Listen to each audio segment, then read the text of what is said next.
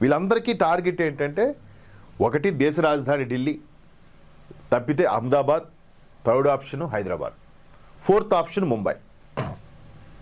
ఎందుకంటే ఆ ప్రాంతాల్లోనే వాళ్ళకి అనువుగా వాళ్ళ చుట్టాలు బంధువులు అని చెప్పుకొని చొరబడిపోవడానికి, ఎంట్రీ అయిపోవడానికి, సామాన్య జనాల్లా తిరగడానికి తీవ్రవాదాలకు సంబంధించిన స్లీపర్ సెల్స్ చాలా ఇదిగా పనిచేస్తూ ఉంటారు.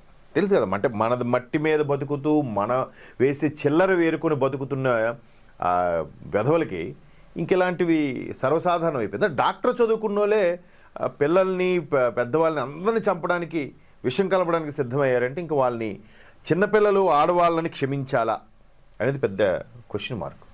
ఎందుకంటే మరొకసారి ఇక్కడ నేను ఆ విషయాన్ని ప్రస్తావించదలుచుకున్నాను.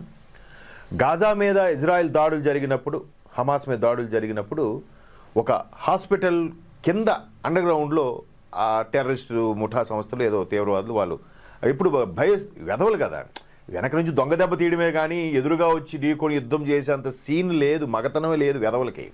సో ఆ ఆడవాళ్ళు, చిన్నపిల్లల హాస్పిటల్కి సంబంధించిన దాని కింద బంకర్లు దాక్కున్నారంట. దానికి ఇజ్రాయేలు ఖచ్చితంగా మూల్యం చెల్లించుకుంటాడు. ఎవరికైనా సరే ఇజ్రాయేలు 10 ఏళ్ళ తర్వాతైనా పగబట్టి మూల్యం చెల్లిస్తారు. మొత్తం హాస్పిటల్ కింద బంకర్లో ఉన్న వాళ్ళు కూడా లేపేసి పడేశారు.